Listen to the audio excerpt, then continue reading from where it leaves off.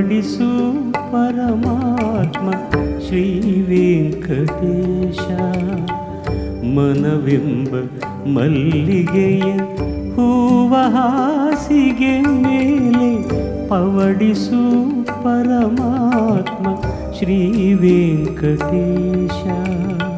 ಸಪ್ತಗಿರಿವಾಸ